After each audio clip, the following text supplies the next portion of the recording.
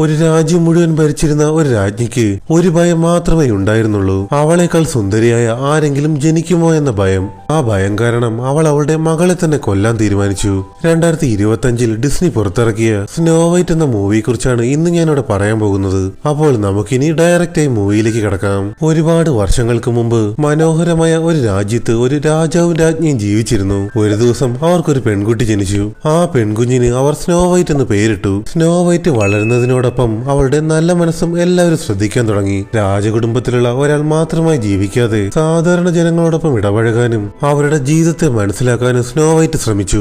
ജനങ്ങളുടെ പ്രശ്നങ്ങളും അവരുടെ വിഷമങ്ങളും മനസ്സിലാക്കി അവരെ സഹായിക്കാൻ അവൾ എപ്പോഴും തയ്യാറായിരുന്നു. സ്നോ വൈറ്റിന്റെ കൊട്ടാരത്തിൽ ഒരു മാന്ത്രിക കിണറുണ്ട്. ആ കിണറിലേക്ക് നോക്കി ഒരാഗ്രഹം പറഞ്ഞാൽ അത് നടക്കുമെന്നാണ് അവൾ വിശ്വസിച്ചിരുന്നത്. പക്ഷേ സ്നോ വൈറ്റിന്റെ അച്ഛൻ അവളെ പഠിപ്പിച്ചത് മറ്റൊന്നായിരുന്നു. ഒരു യഥാർത്ഥ രാജകുമാരി ആരെയും പേടിക്കാത്തവളും ധൈര്യവും സത്യസന്ധതയും ഉള്ളവളായിരിക്കണം. അതുകൊണ്ട് തന്നെ സ്നോ വൈറ്റ് ജനങ്ങളുടെ സന്തോഷത്തിനായി ചെറിയ ചെറിയ കാര്യങ്ങൾ ചെയ്യുകയും അവരുടെ ജീവിതത്തിൽ മാറ്റങ്ങൾ കൊണ്ടുവരാൻ ശ്രമിക്കുകയും ചെയ്തു.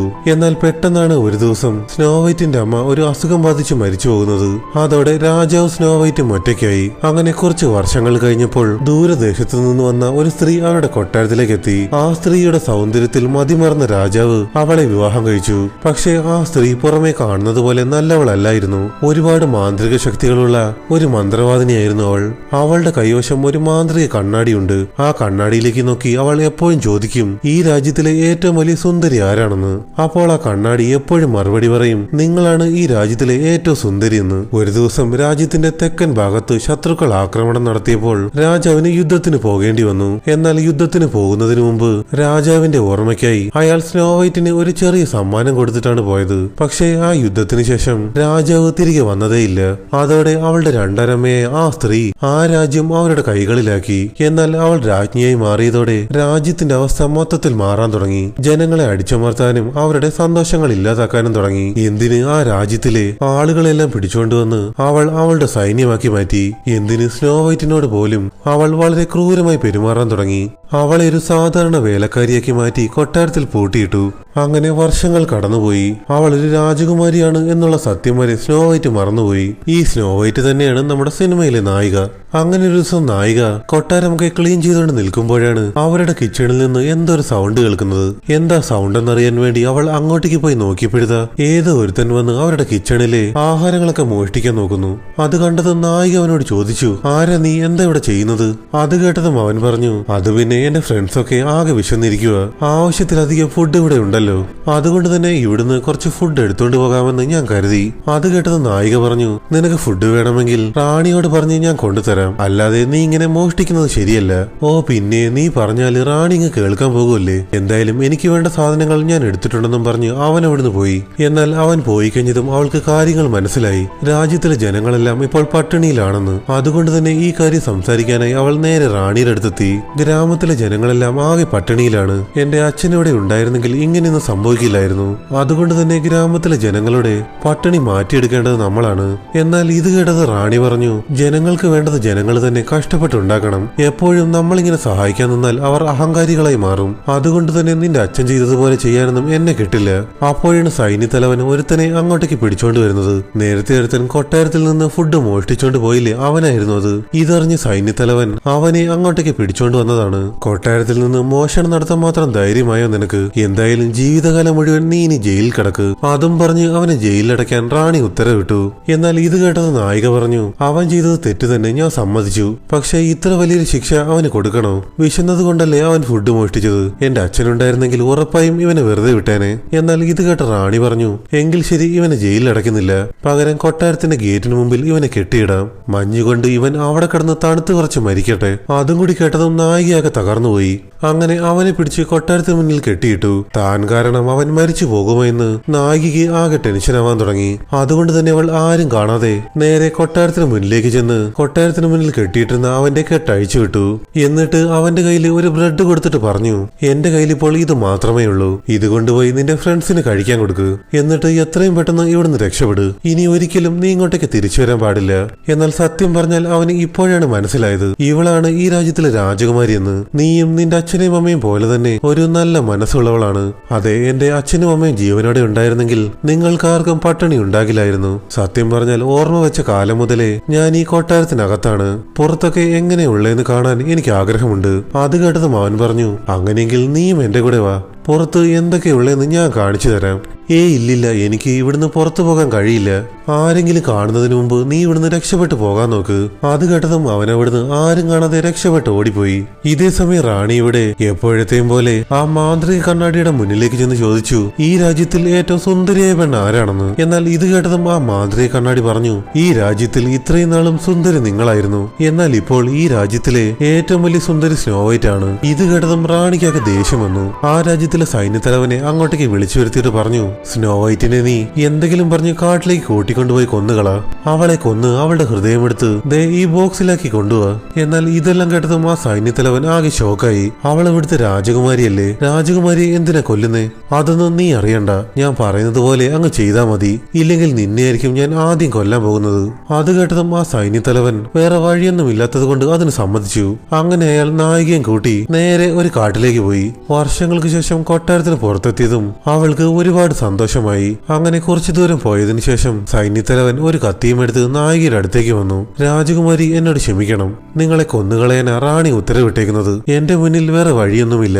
എന്നാൽ അവളുടെ നിഷ്കളങ്കമായ ആ മുഖം കണ്ടതും അയാൾക്ക് അവളെ കൊല്ലാൻ സാധിച്ചില്ല. ഇല്ല, എനിക്ക് നിങ്ങളെ കൊല്ലാൻ സാധിക്കില്ല. എന്റെ മനസ്സ് മാറുന്നതിന് മുമ്പ് എങ്ങോട്ടെങ്കിലും ഓടി രക്ഷപ്പെടു. അത്രയും പറഞ്ഞുകൊണ്ട് അയാൾ അവളെ കാട്ടിലേക്ക് തള്ളിവിട്ടു. എന്ത് ചെയ്യണമെന്നറിയാതെ അവൾ കാട്ടിലൂടെ രക്ഷപ്പെട്ട് ഓടാൻ തുടങ്ങി. അങ്ങനെ ഓടുന്ന വഴിക്ക് കാലുതെറ്റി അവളൊരു നദിയിലേക്ക് വീണു. എങ്ങനെയൊക്കെ കഷ്ടപ്പെട്ട് അവൾ നേരെ കരയിലേക്ക് എത്തിയതും ഇരുട്ടത്തു നിന്നും ഒരു വലിയ ജീവി അവളുടെ അടുത്തേക്ക് വരുന്നു. എന്നാൽ അടുത്തെത്തിയപ്പോഴാണ് അവൾക്ക് മനസ്സിലായത് അതൊരു ചെറിയ മാനാണെന്ന്. അവൾ ആ മാനിനെ പതിയെ അടുത്തേക്ക് വിളിച്ച് അവളുടെ കയ്യിലുണ്ടായിരുന്ന കുറച്ച് ബ്രെഡ് കൊടുത്തതും പെട്ടെന്ന് അവൾ നിൽക്കുന്ന സ്ഥലം മൊത്തത്തിൽ മാറാൻ തുടങ്ങി. ഇരുട്ട് മൂടി കിടക്കുന്ന ആ ഒരു സ്ഥലത്ത് വെളിച്ചം വന്നതും ഒരുപാട് കുരുവികളും പക്ഷികളും ചെറിയ ചെറിയ കുഞ്ഞു മൃഗങ്ങളും അവളുടെ അടുത്തേക്ക് വന്നു. ജീവിതത്തിൽ ആദ്യമായിട്ടാണ് അവൾ ഇങ്ങനെ ഒരു കാഴ്ച കാണുന്നത്. അതുകൊണ്ട് തന്നെ അവൾക്ക് ഒരുപാട് സന്തോഷമായി.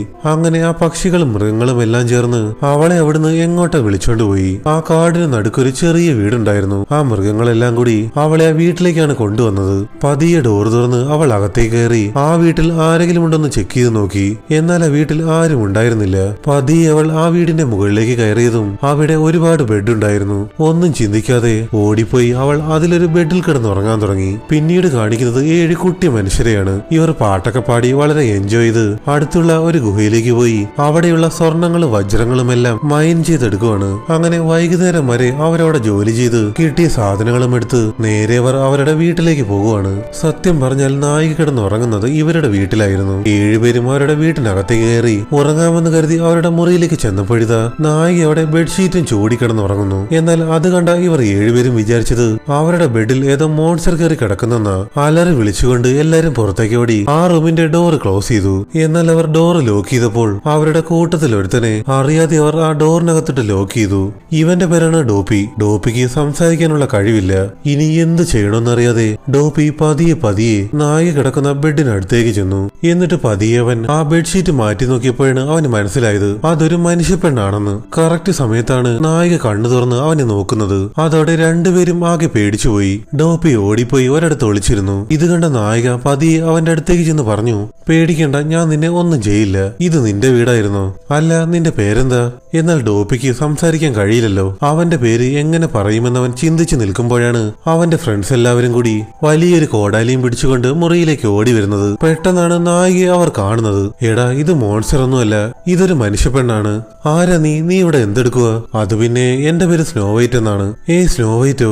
അപ്പോൾ നീയാണല്ലേ ഞങ്ങളുടെ രാജകുമാരി. ഞങ്ങളോട് ക്ഷമിക്കണം, ഞങ്ങൾക്ക് ആരാണെന്ന് മനസ്സിലായില്ല, അതുകൊണ്ടാ. ഇനി ഞങ്ങളെ കുറിച്ച് പരിചയപ്പെടുത്താമെന്നും പറഞ്ഞ് അവിടെ ഉണ്ടായിരുന്ന എല്ലാവരും അവരുടെ പേര് പറഞ്ഞ് നായികയെ പരിചയപ്പെട്ടു. എന്നാൽ ഇതേ സമയം ഇവിടെ കൊട്ടാരത്തിൽ റാണി ആ മാന്ത്രിക കണ്ണാടിയുടെ അടുത്തേക്ക് വന്ന് ചോദിച്ചു, ഈ രാജ്യത്തിലെ ഏറ്റവും വലിയ സുന്ദരി ആരാണെന്ന്. ഇത് കേട്ടതും ആ മാന്ത്രിക കണ്ണാടി പറഞ്ഞു, കാട്ടിനുള്ളിലുള്ള സ്നോ വൈറ്റ് ആണ് ഏറ്റവും വലിയ സുന്ദരി എന്ന്. അത് കേട്ടതും റാണിക്കൊക്കെ ദേഷ്യം വന്നു. നായികയ്ക്കൊന്ന് അവളുടെ ഹാർട്ട് ഒരു ബോക്സിൽ കൊണ്ടുവരാൻ പറഞ്ഞില്ലേ. അവൾ ആ ബോക്സ് തുറന്നു നോക്കിയതും അതിനകത്ത് നായികയുടെ ഹാർട്ടില്ല, പകരം ഒരു ആപ്പിൾ മാത്രമേ ഉണ്ടായിരുന്നുള്ളൂ. അതുകൂടി കണ്ടതും കേട്ടതും അവളുടെ ദേഷ്യം ഇരട്ടിയായി. നായികയെ കൊല്ലാനായി വിട്ട ആ സൈന്യത്തലവനെ അവൾ പിടിച്ചുകെട്ടി അങ്ങോട്ടേക്ക് കൊണ്ടുവന്നു. ഞാൻ പറഞ്ഞാൽ നിനക്ക് അനുസരിക്കാൻ വയ്യല്ലേ? ഇവനെ കൊണ്ടുപോയി അണ്ടർഗ്രൗണ്ടിലെ ജയിലിൽ പൂട്ടിയിട്. അത് മാത്രമല്ല, നായികയെ തേടാനായി വലിയൊരു ടീമിനെ തന്നെ അവൾ കാട്ടിലേക്ക് അയച്ചു. അങ്ങനെ അടുത്ത ദിവസം രാവിലെയായി. ആ കുട്ടി മനുഷ്യരെല്ലാവരും കൂടി നായിക ഇവിടെ നിർത്തണോ വേണ്ടയോ എന്ന് തീരുമാനിക്കുവാണ്. കുറച്ചുപേര് പറയുന്നു അവളിവിടെ നിൽക്കണമെന്ന്, എന്നാൽ ബാക്കി കുറച്ചുപേര് പറയുന്നു അവളെ ഇവിടെ നിർത്തണ്ട എന്ന്. അങ്ങനെ ഈ ഒരു കാര്യം പറഞ്ഞ് അവരെല്ലാവരും കൂടി വാക്കുതർക്കവും അടിയുമായി. പെട്ടെന്നാണ് സൗണ്ട് കേട്ട് നായിക അങ്ങോട്ടേക്ക് വരുന്നത്. എന്നാൽ ഈ വഴക്കിനിടയിൽ ഡോപ്പിക്ക് ഒന്ന് സംസാരിക്കാൻ പോലും പറ്റാത്തത് കൊണ്ട് ആകെ സങ്കടപ്പെട്ടവൻ നേരെ പുറത്തേക്ക് പോയി. ഇത് കണ്ട നായിക പുറത്തേക്ക് പോയി അവന്റെ അടുത്ത് വന്നിരുന്നു. സംസാരിക്കാൻ പറ്റുന്നില്ല എന്നുള്ള സങ്കടം നിനക്ക് വേണ്ട. നിനക്ക് എന്താണോ പറയാനുള്ളത് അത് നീ വിസിൽ മൂലം ഞങ്ങളോട് പറയണം. എന്നിട്ട് നായിക എങ്ങനെ വിസിലടിക്കേണ്ടതെന്ന് അവന് പഠിപ്പിച്ചു കൊടുക്കുവാണ്. അങ്ങനെ വിസിലൊക്കെ അടിക്കാൻ പഠിച്ചതും അവൻ നേരെ വീട്ടിനകത്തേക്ക് കയറി അവരോട് എല്ലാവരോടും വിസിലടിച്ച് സംസാരിക്കാൻ തുടങ്ങി. എന്നാൽ ഇവനിത് ചെയ്യുന്നത് കണ്ടതും ബാക്കിയുള്ള എല്ലാവരും ആകെ ഷോക്കായി. എങ്ങനെടാ നീ ഇത് ചെയ്യുന്നേ? ഞങ്ങളെയും കൂടി ഇതൊന്ന് പഠിപ്പിച്ചതാ. അത് കേട്ടതും നായിക അങ്ങോട്ടേക്ക് ഒന്ന് പറഞ്ഞു, നിങ്ങൾക്കും ഞാനിത് പഠിപ്പിച്ചു തരാം. അതിനു മുമ്പ് ഈ വീട് മൊത്തത്തിൽ ഒന്ന് ക്ലീൻ ചെയ്യണം. ഓരോരുത്തർക്കും ഞാൻ ഓരോ ജോലി തരാം. അങ്ങനെ ചെയ്താൽ വളരെ പെട്ടെന്ന് നമുക്ക് ഈ വീടങ്ങ് ക്ലീൻ ചെയ്തെടുക്കാം. അങ്ങനെ പാട്ടൊക്കെ പാടി ഡാൻസ് ചെയ്ത് എല്ലാവരും ആ വീട് ക്ലീൻ ചെയ്യാൻ തുടങ്ങി. അതോടുകൂടി അവിടെയുള്ള എല്ലാ കുട്ടി മനുഷ്യരും നായികയോട് നല്ല രീതിയിൽ ക്ലോസ് ആയി. നായിക അവളുടെ ലൈഫിൽ നടന്ന എല്ലാ സംഭവങ്ങളും അവൾ എങ്ങനെ ഇവിടെത്തി എന്നുള്ള എല്ലാ കാര്യങ്ങളും അവരോട് പറഞ്ഞു കൊടുത്തു. യുദ്ധത്തിന് പോയ എന്റെ അച്ഛൻ വർഷങ്ങളായിട്ടും ഇതുവരെ തിരിച്ചു വന്നില്ല. അച്ഛൻ ജീവനോടെ ഉണ്ടോ ഇല്ലയെന്ന് പോലും എനിക്കറിയില്ല. ഇനി അഥവാ ജീവനോടെ ഉണ്ടെങ്കിൽ തന്നെ എങ്ങനെ ഞാൻ എന്റെ അച്ഛനെ കണ്ടുപിടിക്കും? നിങ്ങളുടെ കയ്യിൽ എന്തെങ്കിലും വഴിയുണ്ടോ? ഞങ്ങളുടെ കയ്യിൽ ഒരു വഴിയുമില്ല. പക്ഷേ ഈ കാട്ടിലൊരു വലിയ കള്ളനുണ്ട്. അവന് നിന്റെ അച്ഛനെന്ന് വെച്ചാൽ ജീവനാണ്. അവനോട് ഹെൽപ്പ് ചോദിച്ചാൽ ചിലപ്പോൾ നിന്റെ അച്ഛനെ കണ്ടുപിടിക്കാൻ പറ്റും. പെട്ടെന്നാണ് അവിടെ അലാറം അടിക്കുന്നത്. മതി മതി, ബാക്കി കാര്യങ്ങളൊക്കെ വൈകിട്ട് സംസാരിക്കാം. ഞങ്ങൾക്ക് ജോലിക്ക് പോകാനുള്ള സമയമായി. ഞങ്ങൾ പോയിട്ട് വരാമെന്നും പറഞ്ഞ് എല്ലാ കുട്ടി മനുഷ്യരും കൂടി അവരുടെ ബാഗും എടുത്ത് അവിടുന്ന് പോയി. അങ്ങനെ അവര് പോയി കുറച്ച് കഴിഞ്ഞതും കാടൊക്കെ ഒന്ന് ചുറ്റി കാണാമെന്ന് കരുതി നായിക കാട്ടിലൂടെ നടന്നു പോകുമ്പോഴാണ് പെട്ടെന്ന് കുതിരയുടെ സൗണ്ട് കേൾക്കുന്നത്. സത്യത്തിൽ അത് റാണിയുടെ ആൾക്കാരായിരുന്നു. എന്ത് ചെയ്യണമെന്നറിയാതെ അവൾ നിൽക്കുന്ന സമയത്താണ് പെട്ടെന്ന് ഒരുത്തൻ അങ്ങോട്ടേക്ക് വന്ന് അവളെയും പിടിച്ചുകൊണ്ടുപോയി ഒരു മരത്തിന് പിന്നിൽ പോയി ഒളിച്ചിരുന്നു. എന്നാൽ ഇവൻ മറ്റാരുമല്ല, സിനിമയുടെ തുടക്കത്തിൽ കിച്ചണിൽ കയറി മോഷണം നടത്തിയ ഒരുത്തനെ നായിക രക്ഷപ്പെടുത്തി വിട്ടില്ലേ, അവൻ തന്നെയായിരുന്നു അത്. നീയോ? നീ എന്താ ഇവിടെ?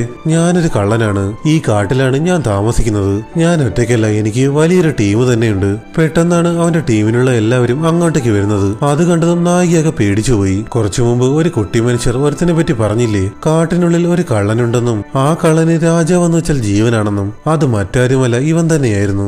ഇവനാണ് നമ്മുടെ സിനിമയിലെ നായകൻ. പെട്ടെന്നാണ് ഒരു ആരോ വന്ന് അവിടെയുള്ള മരത്തിൽ തറയ്ക്കുന്നത്. അതെന്താണെന്ന് അറിയാൻ വേണ്ടി അവർ അങ്ങോട്ടേക്ക് നോക്കിയപ്പെടുത്ത റാണി അയച്ച സോൾജേഴ്സ് എല്ലാവരും അവരെ വളഞ്ഞു കഴിഞ്ഞു. അത് കണ്ട നായികയും നായകന്റെ ടീമും കൂടി ഒരു വലിയ കല്ലിന് പിന്നിൽ പോയി ഒളിച്ചിരുന്നു. ആ സോൾജേഴ്സ് അവരോട് പറഞ്ഞു, ഞങ്ങൾ വന്നത് സ്നോ വൈറ്റിനെ കൊണ്ടുപോകാനാ. അവൾ നിങ്ങളുടെ കൂടെ ഉണ്ടെന്ന് ഞങ്ങൾക്കറിയാം. പ്രശ്നമൊന്നും ഉണ്ടാക്കാതെ അവളെ തന്നാൽ ഞങ്ങളങ്ങ് പൊയ്ക്കോളാം. എന്നാൽ ഇത് കേട്ടത് നായകൻ പറഞ്ഞു, നീ പേടിക്കണ്ട, ഇവരുടെ കാര്യം ഞങ്ങൾ നോക്കിക്കൊള്ളാം. അതോടെ നായകന്റെ ടീമും റാണിയുടെ സോൾജേഴ്സും തമ്മിൽ ഫൈറ്റായി. റാണിയുടെ സോൾജേഴ്സിന് ജയിക്കാൻ പറ്റില്ലെന്ന് മനസ്സിലായതും അവരെല്ലാവരും അവിടുന്ന് പേടിച്ചോടിപ്പോയി. അങ്ങനെ സോൾജേഴ്സ് എല്ലാം പോയെന്ന് കരുതി നായകനും ടീമും സന്തോഷത്തോടെ നിൽക്കുമ്പോഴാണ് അവിടെ ഒളിച്ചിരുന്ന ഒരു സോൾജേഴ്സ് എഴുന്നേറ്റ് വന്ന് നായികയ്ക്ക് നേരെ അമ്പ് ചെയ്യുന്നത്. കറക്റ്റ് സമയത്ത് നായകൻ അവളുടെ മുന്നിലേക്ക് കയറി നിന്നതും ആ അമ്പ് അവന്റെ ദേഹത്ത് കൊണ്ട് അവൻ താഴേക്ക് വീണു.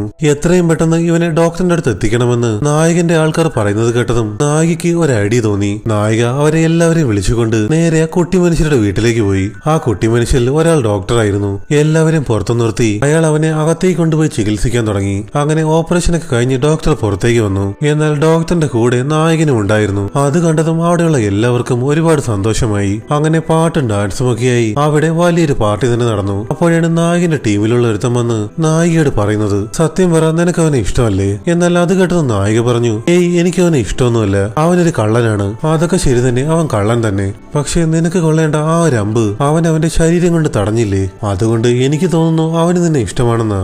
അതുകൊണ്ട് നിനക്കും അവനെ ഇഷ്ടമാണെങ്കിൽ പോയി സംസാരിക്കേ. അത് കേട്ട നായിക കുറച്ചു നേരം ആലോചിച്ചിട്ട് നേരെ അവന്റെ അടുത്തേക്ക് ചെന്ന് അവനെ കുറിച്ച് പാടാൻ തുടങ്ങി. അത് കേട്ട നായകനും തിരിച്ച് അവളെ കുറിച്ചും പാടാൻ തുടങ്ങി. അങ്ങനെ പാടി പാടി രണ്ടുപേരും അടുത്തേക്ക് വന്ന് പതിയെ കിസ് ചെയ്യാനായി വന്നതും എല്ലാവരും നോക്കുന്നത് കൊണ്ട് അവരത് വേണ്ടെന്ന് വെച്ചു. പെട്ടെന്നാണ് കാട്ടിൽ നിന്ന് എന്തൊക്കെ സൗണ്ട് കേൾക്കുന്നത്. അത് കേട്ടത് നായകൻ പറഞ്ഞു, അത് റാണിയുടെ സോൾജേഴ്സ് ആയിരിക്കും. അവരെ ഇവിടുന്ന് ഡൈവേർട്ട് ചെയ്യുന്ന കാര്യം ഞാൻ ഏറ്റു. ഞാൻ പോയിട്ട് വന്നിട്ട് നിന്റെ അച്ഛനെ കുറിച്ച് അന്വേഷിക്കാം. അതുവരെ നീ ഇവിടെ സേഫ് ആയിട്ടിരിക്കണം. അത് കേട്ടത് നായിക അവളുടെ അച്ഛൻ ഗിഫ്റ്റായി കൊടുത്ത ആ ചെയിൻ അവന്റെ കയ്യിൽ കൊടുത്തിട്ട് പറഞ്ഞു, ഇതെന്റെ ഇതെന്റെ അച്ഛൻ പോകുന്നതിന് മുമ്പ് എനിക്ക് സമ്മാനമായി തന്നതാ. അതുകൊണ്ട് ഇത് നീ എനിക്ക് തിരിച്ചു തരാനായി ഉറപ്പായും നീ മടങ്ങി വരണം. അങ്ങനെ നായകൻ ആ ചെയിന് വാങ്ങി നേരെ കാട്ടിലേക്ക് പോയി. എന്നാൽ ആ കാടിന് നടുക്കെത്തിയതും ആ സോൾജേഴ്സ് വെച്ചിരുന്ന ഒരു കെണിയിൽ അവൻ കുടുങ്ങി. എല്ലാ സോൾജേഴ്സും കൂടി അവനെ എടുത്തുകൊണ്ട് നേരെ റാണിയുടെ അടുത്തേക്ക് പോയി. സത്യം പറഞ്ഞ സ്നോ വൈറ്റ് എവിടെയുണ്ട്?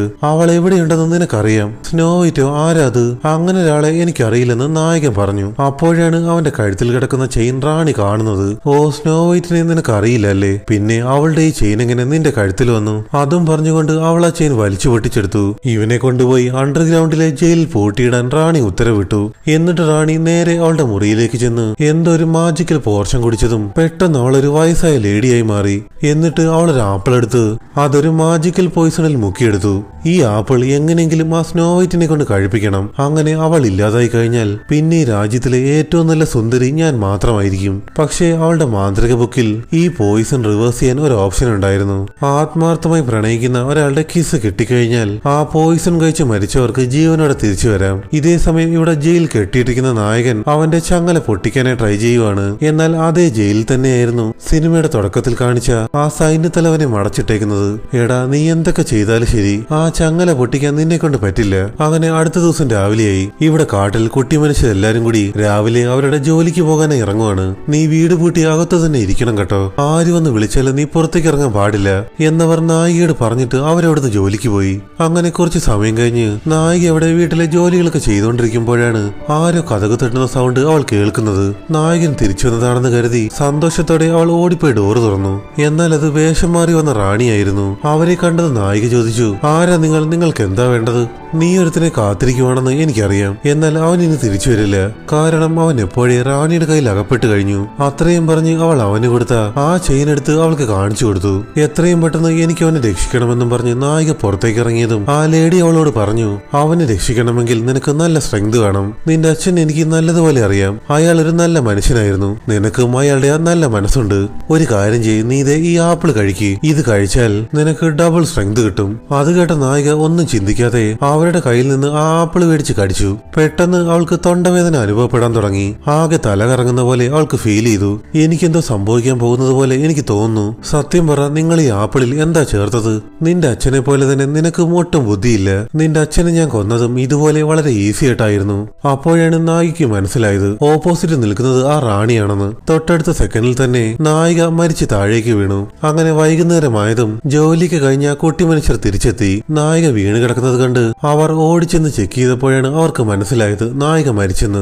ആകെ സങ്കടപ്പെട്ടവർ പൊട്ടിക്കരഞ്ഞുകൊണ്ട് നായികയുടെ മരണാന്തര ചടങ്ങുകൾ ചെയ്യാനായി പോകുവാണ്. ഇതേ സമയം റാണി ആ മാന്ത്രിക കണ്ണാടിയോട് വന്ന് ചോദിച്ചു, ഈ രാജ്യത്തിലെ ഏറ്റവും വലിയ സുന്ദരി ആരാണെന്ന്? ഈ രാജ്യത്തിലെ ഏറ്റവും നല്ല സുന്ദരി നിങ്ങളാണെന്ന് ആ കണ്ണാടി മറുപടി കൊടുത്തു. അത് കേട്ടതും അവൾക്ക് ഒരുപാട് സന്തോഷമായി. എന്നാൽ ഇവിടെ ജയിലിൽ കിടക്കുന്ന നായകൻ ഇപ്പോഴും ആ ചങ്ങല പൊട്ടിക്കാനായി ട്രൈ ചെയ്യുവാണ്. അത് കണ്ട സൈന്യത്തലവൻ പറഞ്ഞു, എടാ, നീ എന്തൊക്കെ ചെയ്താലും ശരി, അത് പൊട്ടിക്കാൻ നിന്നെ കൊണ്ട് കഴിയില്ല. എന്നാൽ അതൊക്കെ കേട്ടിട്ടും അവൻ പിന്മാറാൻ തയ്യാറായില്ല. അവൻ പിന്നെയും ട്രൈ ചെയ്തുകൊണ്ടിരുന്നു. തോറ്റുകൊടുക്കാൻ തയ്യാറല്ലാത്ത അവന്റെ മനസ്സ് സൈന്യത്തലവന് ഒരുപാടങ്ങ് ഇഷ്ടമായി. അതുകൊണ്ട് തന്നെ അയാളും എഴുന്നേറ്റ് പോയി അവനെ ഹെൽപ്പ് ചെയ്യാൻ തുടങ്ങി. അങ്ങനെ രണ്ടുപേരും കുറെ നേരം കഷ്ടപ്പെട്ട് അവസാനം ആ ചങ്ങല പൊട്ടിച്ചു. അത് മാത്രവുമല്ല, അവിടെ ജയിലിൽ കിടന്ന ഒരു അസ്ഥിക്കൂടത്തിന്റെ കയ്യിൽ അവിടുന്ന് പുറത്തേക്ക് പോകാനുള്ള താക്കോലുണ്ടായിരുന്നു. അതും എടുത്ത് രണ്ടുപേരും അവിടുന്ന് രക്ഷപ്പെട്ടുപോയി. കൊട്ടാരത്തിൽ നിന്ന് ഒരു കുതിരയും മോഷ്ടിച്ച് നേരെ അവൻ നായികയെ തേടി പോകാൻ തുടങ്ങി. അങ്ങനെ കുറച്ചു നേരത്തെ യാത്രയ്ക്ക് ശേഷം നായികയും കുട്ടി മനുഷ്യനും താമസിക്കുന്ന ആ വീട് അവൻ കണ്ടുപിടിച്ചു. എന്നാൽ അവിടെ എത്തിയതും അവൻ കണ്ടത് നായിക മരിച്ചു കിടക്കുന്നതാണ്. എന്തു ചെയ്യണമെന്നറിയാതെ അവൻ ആകെ സങ്കടപ്പെട്ട് നായികയുടെ അടുത്തേക്ക് വന്നു. എനിക്ക് നിന്നെ ഒരുപാട് ഇഷ്ടമാണെന്നും പറഞ്ഞ് നായകൻ അവളെ കിസ് ചെയ്തു. എന്നാൽ കുറച്ച് സെക്കൻഡുകൾ കഴിഞ്ഞതും മരിച്ചുപോയെന്ന് കരുതി നായിക പെട്ടെന്ന് ഞെട്ടി എഴുന്നേറ്റു. അതായത് ആത്മാർത്ഥമായി പ്രണയിക്കുന്നവരുടെ കിസ് കിട്ടിയാൽ ഈ പോയിസൺ കഴിച്ച് മരിച്ചവർക്ക് ജീവനോടെ തിരിച്ചു വരാമെന്ന് റാണിയുടെ ആ ബുക്കിൽ എഴുതി വെച്ചിരുന്നില്ലേ? അതുകൊണ്ട് തന്നെയാണ് നായിക മരിച്ചിട്ടും നായകന് വേണ്ടി അവൾ ജീവനോടെ തിരിച്ചു വന്നത്.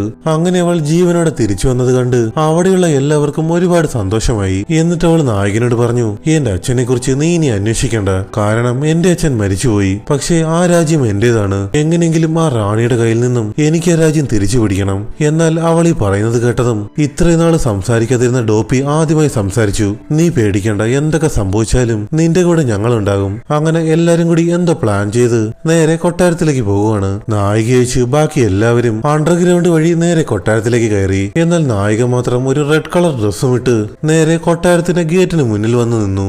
അവളെ കണ്ടതും ഗ്രാമ ഗ്രാമത്തിലുള്ള എല്ലാവരും ആകെ ഷോക്കായി. കാരണം ഒരുപാട് വർഷങ്ങൾക്ക് ശേഷമാണ് അവരെല്ലാവരും സ്നോ വൈറ്റിനെ കാണുന്നത്. എന്നിട്ട് നായിക പതിയെ കൊട്ടാരത്തിലേക്ക് നടന്നതും ഗ്രാമത്തിലുള്ള എല്ലാവരും അവൾക്ക് സപ്പോർട്ടായി അവളുടെ കൂടെ കൊട്ടാരത്തിലേക്ക് നടക്കാൻ തുടങ്ങി. എന്നാൽ കൊട്ടാരത്തിന് മുന്നിലെത്തിയതും 2 സോൾജേഴ്സ് അവളെ കൊല്ലാനായി വന്നു. പെട്ടെന്നാണ് റാണി ഇങ്ങോട്ടേക്ക് വന്ന് അത് തടയുന്നത്. അവളുടെ കയ്യിലൊരു ചുവന്ന റോസാപ്പൂ ഉണ്ടായിരുന്നു. ആ റോസാപ്പൂ അവൾ ഗ്രാമത്തിലുള്ളവർക്ക് കാണിച്ചിട്ട് പറഞ്ഞു, ദേ ഈ റോസാപ്പൂ കണ്ടോ, കാണാൻ നല്ല ഭംഗിയാണെങ്കിലും ഈ റോസാപ്പൂ കൊണ്ട് നമുക്ക് യാതൊരു പ്രയോജനവുമില്ല. അതുപോലെ തന്നെ സ്നോ വൈറ്റിന്റെ കാര്യവും കാണാൻ ഭംഗിയുണ്ടെങ്കിലും ഇവളെ കൊണ്ട് നിങ്ങൾക്ക് ആർക്കും ഒരു പ്രയോജനവുമില്ല. എന്നിട്ട് അവൾ അവളുടെ പവർ ഉപയോഗിച്ച് ഒരു ഡയമണ്ട് കത്തി വരുത്തിയിട്ട് അവരോട് പറഞ്ഞു, ദേ ഈ കത്തി കണ്ടോ, ഇത് നല്ല സ്ട്രോങ്ങുമാണ്, കാണാൻ ഭംഗിയുമുണ്ട്. അതുപോലെ തന്നെ എന്റെ കാര്യവും. നിനക്കിപ്പോൾ എന്താ വേണ്ടത്? എന്നെ കൊന്നിട്ട് ഈ രാജ്യം സ്വന്തമാക്കണമല്ലേ? ശരി, ദേ ഈ കത്തി പിടിക്ക്. എന്നിട്ട് ധൈര്യമുണ്ടെങ്കിൽ നീ എന്നെ കൊന്നിട്ട് ഇവിടുത്തെ റാണിയാകു. എന്നാൽ ഒരാളെ കൊല്ലാൻ മാത്രം ധൈര്യമൊന്നും സ്നോ വൈറ്റിനില്ലെന്ന് റാണിക്ക് നല്ല പോലെ അറിയാമായിരുന്നു. എന്തുപറ്റി, നിന്നെ കൊണ്ട് കഴിയുന്നില്ല അല്ലേ? ഞാൻ നിനക്ക് തന്ന സമയം കഴിഞ്ഞു. അതും പറഞ്ഞ് അവളുടെ കയ്യിൽ നിന്ന് കത്തി വാങ്ങി ഒരു സോൾജറിന്റെ കയ്യിൽ കൊടുത്തിട്ട് അവളെ കൊല്ലാൻ പറഞ്ഞു. എന്നിട്ട് റാണി കൊട്ടാരത്തിനകത്തേക്ക് പോയി. അങ്ങനെ സോൾജർ അവളെ കൊല്ലാനായി അടുത്തേക്ക് വന്നു. ആ സോൾജറിന്റെ മുഖം കണ്ടതും നായിക അയാളോട് ചോദിച്ചു, നിങ്ങൾ ഈ രാജ്യത്തിലെ ഒരു വ്യവസായി അല്ലായിരുന്നോ? നിങ്ങൾക്കൊരു വൈഫും മകളുമുണ്ട്. ഞാൻ കുട്ടിയായിരിക്കുന്ന സമയത്ത് ഒരുപാട് തവണ നിങ്ങളുടെ വീട്ടിൽ വന്നിട്ടുണ്ട്. അതൊക്കെ നിങ്ങളങ്ങ് മറന്നുപോയോ? എന്നിട്ട് അവിടെയുള്ളൊരു മറ്റൊരു സോൾജറിനെ നോക്കി പറഞ്ഞു, നിങ്ങൾക്ക് മുമ്പ് ഒരു ബേക്കറി ഉണ്ടായിരുന്നു, സത്യമല്ലേ? പട്ടിണിയെ ആരെങ്കിലും ബേക്കറിയിലേക്ക് വന്നാൽ അവരുടെ കയ്യിൽ നിന്ന് പണം പോലും വാങ്ങാതെ നിങ്ങൾ അവർക്ക് ഫുഡ് കൊടുക്കുമായിരുന്നു. എനിക്ക് എല്ലാം ഓർമ്മയുണ്ട്. ചെറുപ്പത്തിൽ ഞാൻ ഒരുപാട് തവണ നിങ്ങളുടെ ബേക്കറിയിലും വന്നിട്ടുണ്ട്. അങ്ങനെ അവിടെയുള്ള ഓരോ സോൾജറിനെ കുറിച്ചും അവൾ സംസാരിക്കാൻ തുടങ്ങി. സത്യം പറഞ്ഞാൽ ഈ രാജ്യത്ത് സോൾജേഴ്സ് തീരെ കുറവായതുകൊണ്ട് റാണി ഇവരുടെ കുടുംബത്തിനെ വെച്ച് ഭീഷണിപ്പെടുത്തി ഇവരെ സോൾജറാക്കി മാറ്റിയതാണ്. നായിക അവർക്കെല്ലാവർക്കും പഴയതൊക്കെ ഓർമ്മപ്പെടുത്തിയതും സോൾജേഴ്സ് എല്ലാവരും നായികയുടെ കൂടെ നിൽക്കാൻ തുടങ്ങി. ഇത് കണ്ട് ദേഷ്യം വന്ന റാണി ആ കത്തി പിടിച്ചു വാങ്ങി നായികയെ കൊല്ലാനായി വന്നതും കറക്റ്റ് സമയത്ത് ഒരമ്പ് വന്ന് ആ കത്തിയിൽ കൊണ്ട് കത്തി തെറിച്ചുപോയി. എന്താ സംഭവിച്ചെന്ന് അറിയാൻ വേണ്ടി അവൾ മുകളിലേക്ക് നോക്കിയപ്പോഴാ നായികയുടെ ടീം ഫുള്ളും കൊട്ടാരത്തിനകത്തേക്ക് എത്തിയിരുന്നു. ഇത് കണ്ട് ദേഷ്യം വന്ന റാണി നേരെ അവളുടെ മുറിയിലേക്ക് പോയി. എന്നിട്ട് ആ മാന്ത്രിക കണ്ണാടിയോട് ചോദിച്ചു, എനിക്ക് ഒരേ ഒരു കാര്യം അറിഞ്ഞാൽ മതി. ഈ രാജ്യത്തിലെ ഏറ്റവും നല്ല സുന്ദരി ഞാനല്ലേ? സത്യം പറ. എന്നാൽ അത് കേട്ടതും ആ മാന്ത്രിക കണ്ണാടി പറഞ്ഞു, നീ സുന്ദരിയൊക്കെ തന്നെ, പക്ഷെ നിന്നേക്കാൾ സുന്ദരി സ്നോ വൈറ്റ് ആണ്. അത് കേട്ട് അവൾക്കൊക്കെ ദേഷ്യം വന്ന് അവൾ ആ മാന്ത്രിക കണ്ണാടി അടിച്ചു പൊട്ടിച്ചു. എന്നാൽ ആ കണ്ണാടിക്കുള്ളിൽ ഒരു ഡാർക്ക് വേൾഡ് തന്നെ ഉണ്ടായിരുന്നു. അതിനുള്ളിൽ നിന്ന് ഡാർക്ക് മാജിക് പുറത്തേക്ക് വന്ന് റാണിയെ അതിനകത്തേക്ക് വലിച്ചുകൊണ്ടുപോയി. കുറച്ചു കഴിഞ്ഞതും ആ തകർന്നുപോയ കണ്ണാടി വീണ്ടും പഴയ പോലെയായി. അത് കണ്ടതും നായികയ്ക്ക് ഒരുപാട് സന്തോഷമായി. അങ്ങനെ വളരെ സന്തോഷത്തോടെ നായികയും നായകനും ചേർന്ന് ആ രാജ്യം ഭരിക്കാൻ തുടങ്ങി. ഇത്രയും കാണിച്ചുകൊണ്ട് ഈ ഒരു സിനിമ ഇവിടെ അവസാനിക്കുവാണ്. സത്യം പറഞ്ഞാൽ ഡിസ്നിയുടെ ചരിത്രത്തിൽ തന്നെ ഏറ്റവും ഫ്ലോപ്പായ ഒരു സിനിമയായിരുന്നു ഇത്. നിങ്ങൾക്ക് ഈ സിനിമ കണ്ടിട്ട് എങ്ങനെയുണ്ടെന്ന് അഭിപ്രായം കമന്റ് ചെയ്യുക.